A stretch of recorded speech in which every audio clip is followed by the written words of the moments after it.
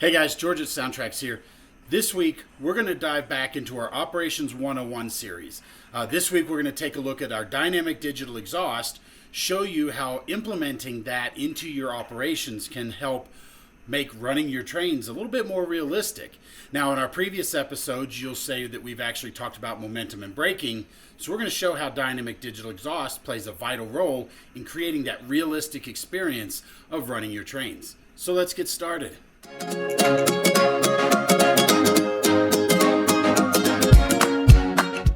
Now here we are back at the layout, and in this particular episode I'm going to show you some examples of both steam and diesel and how adding dynamic digital exhaust really helps bring your railroad to life.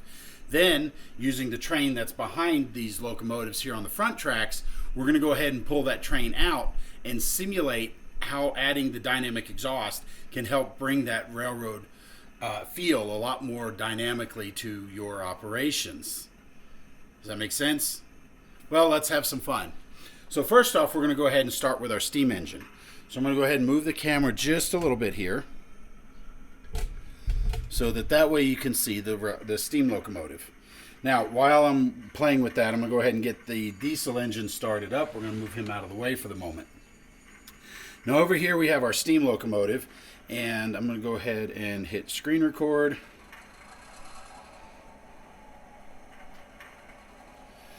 So now with our steam locomotive, we're going to go ahead and turn on our functions, and we're going to set our brakes.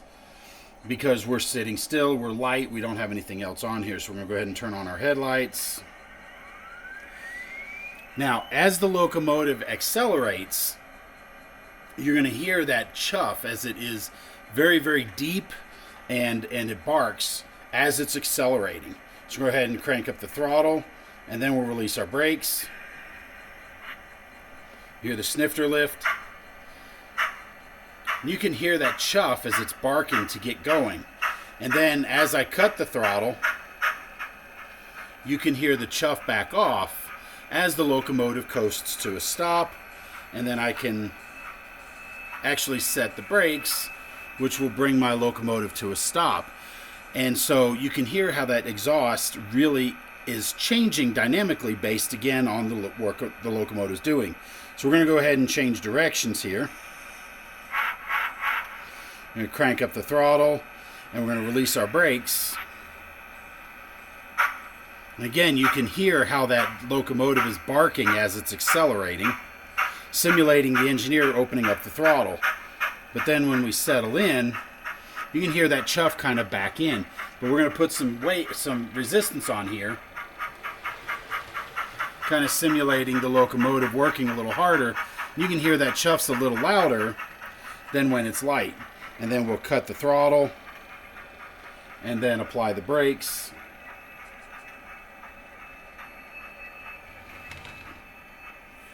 And you can kind of hear how that locomotive is dynamically changing. Now, the good thing is that when our locomotive is in the setup phase, we can actually go through and calibrate the dynamic exhaust so that the decoder knows kind of what to expect from that motor itself, and we'll actually use that as kind of a guideline to use so that when the locomotive is experiencing a heavier load, you'll hear that chuff, in this case, get louder.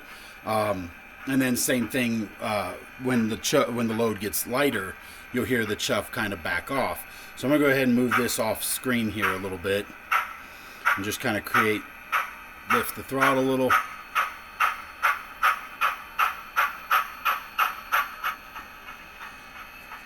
Okay, so now I've got my diesel over here and I've got it fired up. And just to kind of show you some of the abilities of the dynamic digital exhaust, we're going to go ahead and crank up the throttle, let it run for a little bit.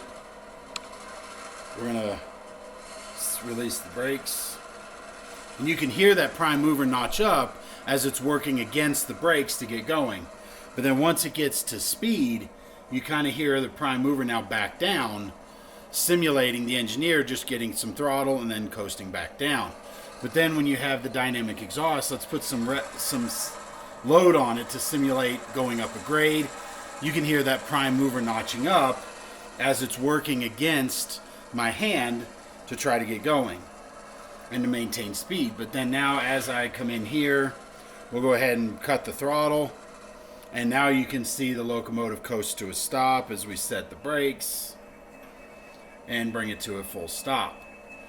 So you can kind of hear how interactive using the dynamic digital exhaust is, because now your locomotive's not just monotonous, staying in notch 4 or notch 5 all the time, going uphill, downhill, all around. It actually dynamically changes as you use the locomotive. So we're going to go ahead and show you what it takes to calibrate. I'm going to reposition the camera, and I'll be right back. Okay, now I've got the camera repositioned, and I have my locomotive back here. Now when you're doing the calibration for the dynamic digital exhaust, you just need some flat level track.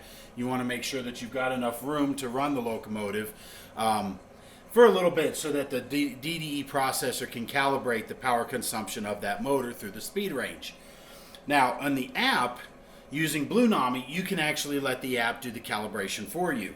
So we're going to go to here to dynamic digital exhaust. You see begin calibration. We're going to go ahead and press that. So it sets the momentum to 0.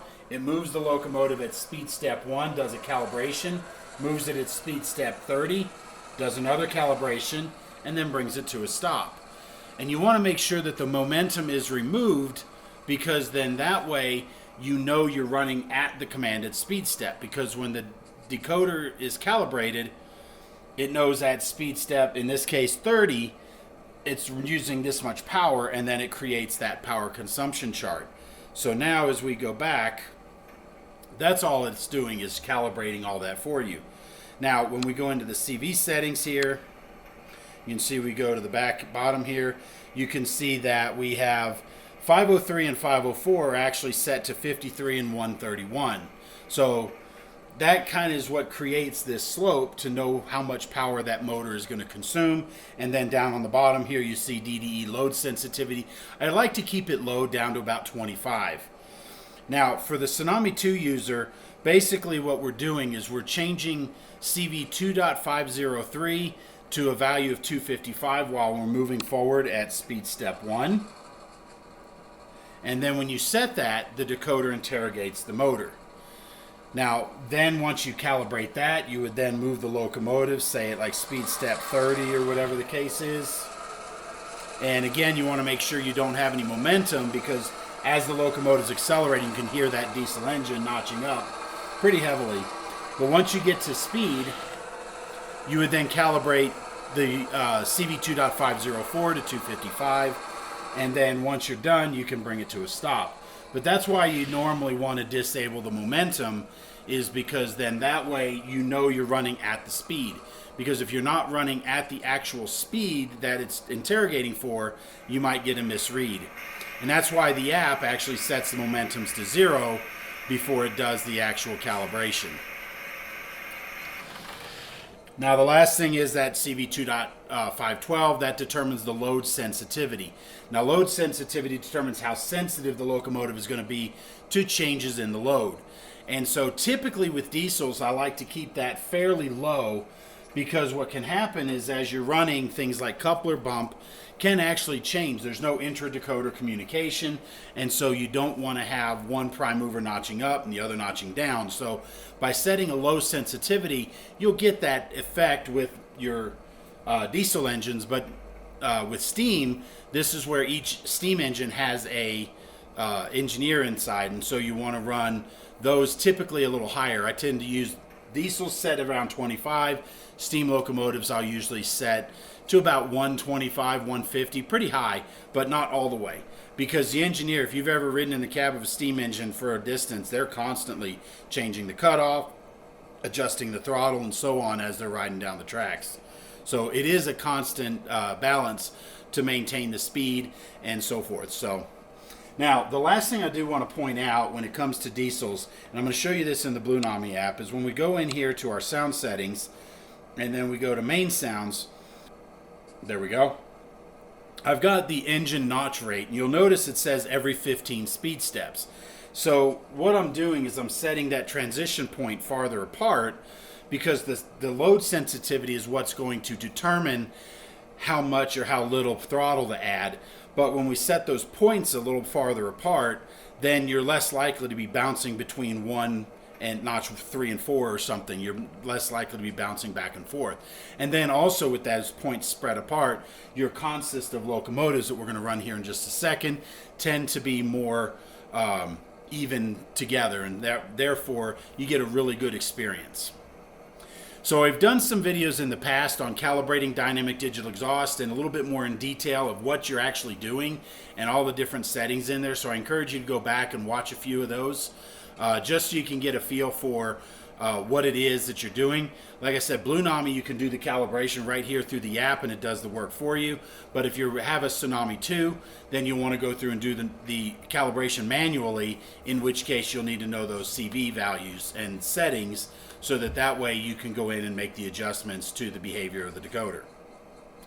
So now what I'm going to do is I'm going to go ahead and reposition the camera one more time. And then we're going to run this consist of 3 locomotives out of the yard so you can kind of get a feel of what the dynamic digital exhaust sounds like in real time when you're using it on your layout. So let's go.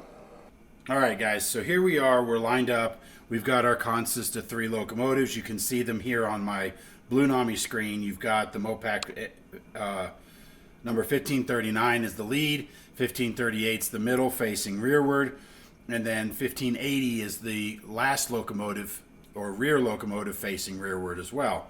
So we're going to go ahead and pull up our functions. Now, one thing you can do here on the top here is you can move the app or the functions side to side so that they're not covering the main throttle for your train. So we're going to go ahead and start these guys up. And you can hear them fire up. And while they're firing up, we're going to go ahead and turn on our front class lights and our front number boards and the ground lights on our lead locomotive, as all 3 of these locomotives tie in, work together and fire up. So now we're going to go ahead and set the train brakes.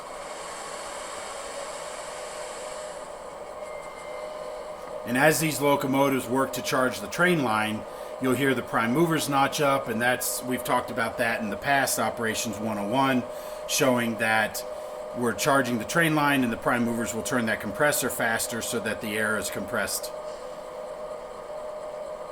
And this runs for about 30 seconds.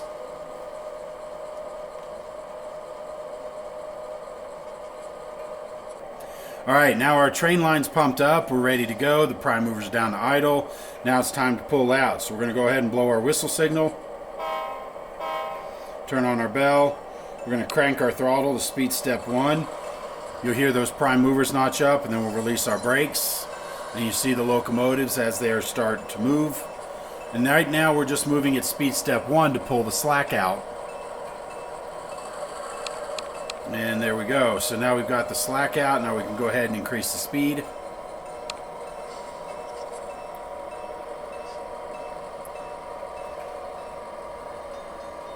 And coming up ahead over here, we have a crossing.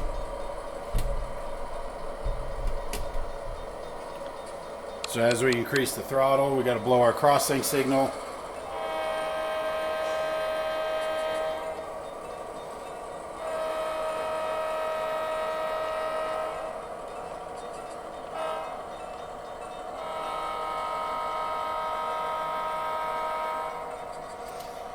And now with the train running, we're across there. Now it's time to throttle up.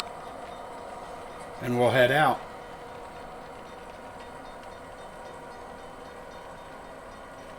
Now remember, the train's moving at we're about speed step 7 or 8. And this is all flat level track. The wheels are rolling. So you're not going to hear those prime movers jump up and down quite as much. So let's go ahead and move the camera over here. Sorry for all the noise. There we go.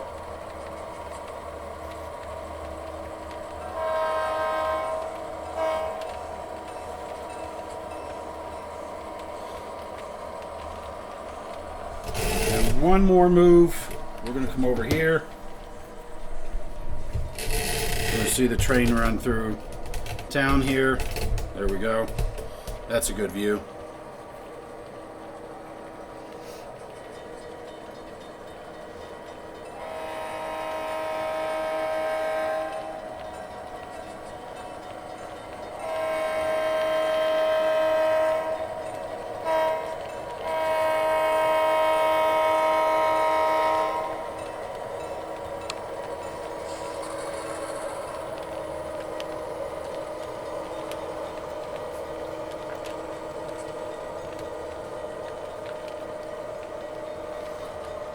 So as those cars are running, or as their train is running, you can really hear how even keeled those engines are. They stay together and they still give us the dynamic exhaust experience. So I am gonna move it one more time just to kind of show you. So now we've got our locomotives here, and I'm gonna go ahead and grab the cars just to kind of create a load. Now you can hear those prime movers notching up as they're working against my hand. And then when I release, you can hear the prime movers dropping down. So on a flat level track, you may consider using a higher value, but for the most part, a lower value, especially with diesels, but the longer the train, the better the experience will be. In this particular case, I've got 3 locomotives pulling basically 7 cars. So, and we'll go ahead and bring it to a stop, and we'll set our brakes as we're rolling through the yard here.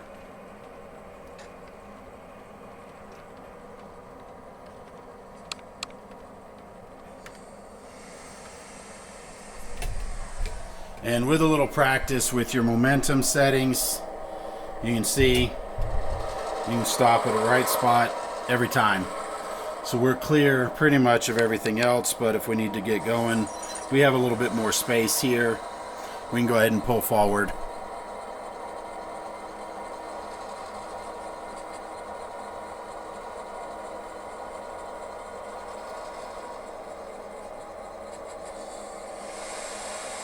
There we go.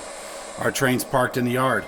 So you can kind of see how that dynamic exhaust gives you a little bit more of that interactive experience when you're running your train. So guys, this is just a really short view of the dynamic digital exhaust, what it can do for you when you're running your trains. Now, to be fair, my layout, like I mentioned before, is pretty much a flatland layout, so I don't have any grades or anything on this particular one. So if you have a layout that has grades and inclines, things like that, you'll really get a great experience when you enable the dynamic digital exhaust. But even on the flat layout, you can see how the DDE really does help bring your railroad to life.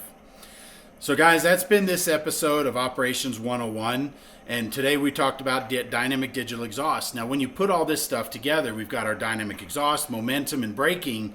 Now we can have more proper train handling when it comes to running your trains. Then you factor in light displays like we've talked about in the past, and you've got yourself a really fun and very realistic experience. So guys, thanks for watching. Be sure to like this video, and be sure to subscribe to our channel so that way you can be and click that bell, by the way, so that you can be notified anytime we go with new videos. And then the last thing, we've got our special 35th anniversary t-shirts available on our website at SoundTraxx.com. These are very, very limited in supply, so you want to make sure you get yours today. Go to SoundTraxx.com to find out how. Thanks for watching. We'll see you next time.